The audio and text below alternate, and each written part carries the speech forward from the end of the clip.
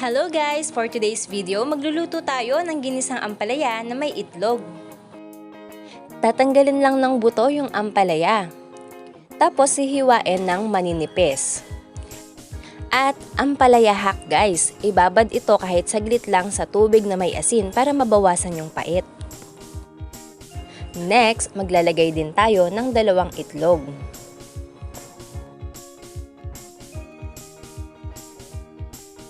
Dito na nga pala natin sa itlog ilalagay guys yung ginisa mix at tansya lang to kung gaano yung gusto ninyo at hindi na natin lalagyan mamaya yung ating iluluto. Gagamit din tayo ng sibuyas, hiwain lang ito ng panggisa. At bawang. Yung iba nga pala naglalagay ng kamatis pero optional lang naman yon. Ito na nga pala guys lahat ng gagamitin natin, sobrang konti lang pero sobrang sarap nito. Tara magluto na tayo. Maglagay lang tayo ng mantika sa ating pan. O ayan, recycle pa nga yung mantika namin. Goods pa yan. Tapos, igisa lang natin ang bawang at hintayin natin mag golden brown.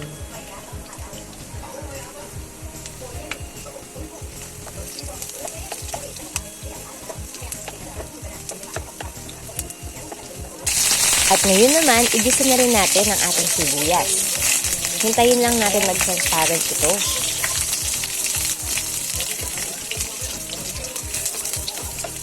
And pwede na natin ilagay ang ating bida for today's video, ang ampalaya.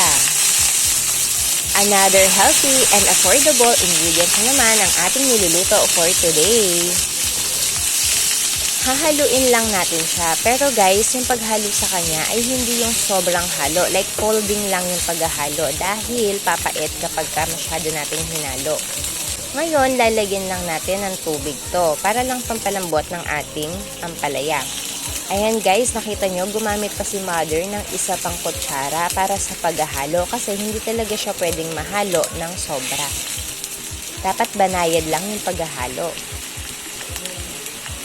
At papakuluin lang natin ito. Katulad nito, kumukulo na siya. Kaya naman, pwede na nating ilagay yung egg na may 1 cup na ginisa mix. Ibubuhos lang natin yung egg sa buong pan at pwede na natin siyang haluin in a folding style.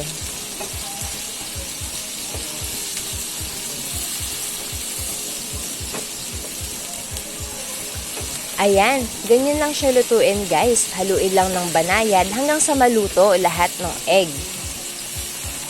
Wala na tayong ilalagay na kahit ano dito na pampalasa kasi naglagay na tayo ng ginisa mix doon sa egg natin kanina. And that's it guys. Tapos na ang ating ginisang ampalaya na may itlog. Magsasandok na nga ako guys at sobrang bango talaga. Nagsasandok pa lang ako, naaamoy ko na at nagka-crave na talaga ako dito. Ito lang talaga yung pagkakaluto sa ampalaya na kinakain ko. Ayan, excited na ako at papunta na ako ngayon sa table para kumain. Magsasawsawan nga pala ako dyan guys. Ito nga pala yung toyo. Tapos, ito naman yung Chef Ed's chili garlic paste na paninda namin. Ayan siya, tilalagay ko lang doon sa toyo at imimix ko lang sila. And this is it guys, kainan time. Mapapalaban talaga ako dito. Naku, ayan o, sobrang sarap ang ampalaya na may itlog at nilagyan ko ng toyo na may chili garlic paste. First bite. Sobrang sarap talaga. At malinamnam siya guys. Second bite, third bite, fourth bite hanggang maubos. Hi, sobrang sarap. Thank you guys for watching. Try nyo na rin sa inyong mga bahay. God bless us all. Bye!